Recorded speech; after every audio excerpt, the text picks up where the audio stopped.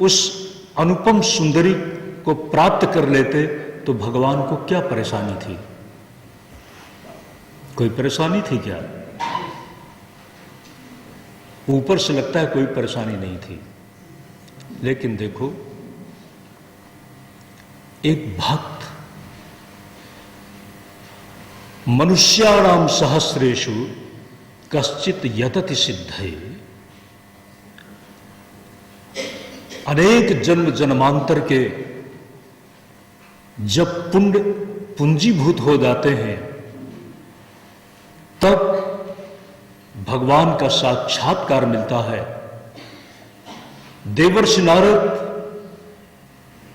युग युगांतर की साधना के बाद इस जगह तक पहुंचे हैं और भगवान की परम कृपा क्या है, भगवान की भक्ति का परम लाभ क्या है? भगवान की भक्ति का परम लाभ संसार नहीं है किंतु भगवान की प्राप्ति है। और जब भगवान की प्राप्ति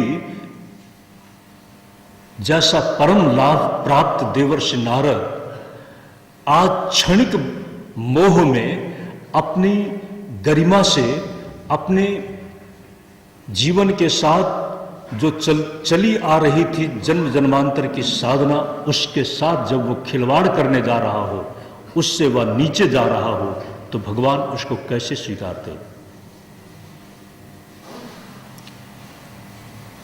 एक रोगी था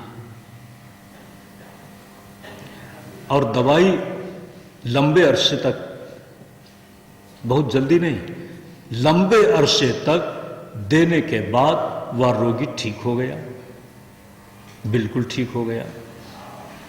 और उस रोगी का मन हो गया कि फिर से मैं ये मिठाई खा लूं। मिठाई बड़ी अच्छी थी, मिठाई खाने के कारण ही वो बीमार हुआ था। और आज जब स्वस्थ है, जब वह बीमार था तो डॉक्टर या वैद्य के पास बार बार गया, मुझे ऐसी दवा दो कि मैं जल्दी ठीक हो जाऊं। और जब ठीक हो गया और ठीक हो जाने के बाद फिर रोग बढ़ाने वाली, रोग पैदा करने वाली कोई चीज खाना चाहता है तो क्या समझदार वैद्य, ध्यान देना, दो तरह के डॉक्टर और वैद्य हैं।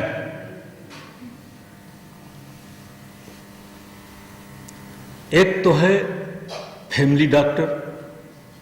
फैमिली डॉक्टर आपका हित चिंतक है, और जो फैमिली डॉक्टर नहीं है वह आपसे लाभ लेना चाहता है।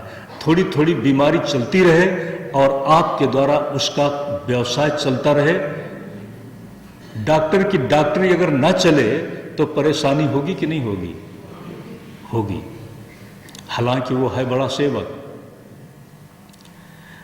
तो ईमानदार हितैषी डॉक्टर या वैद्य बड़ी मुश्किल से रोग मुक्त हुआ रोगी, और जब वह फिर कोई ऐसी चीज खाने की बात करता है जिससे रोग पैदा हो जाए तो क्या वो देगा? इसी बात से समझ लेना।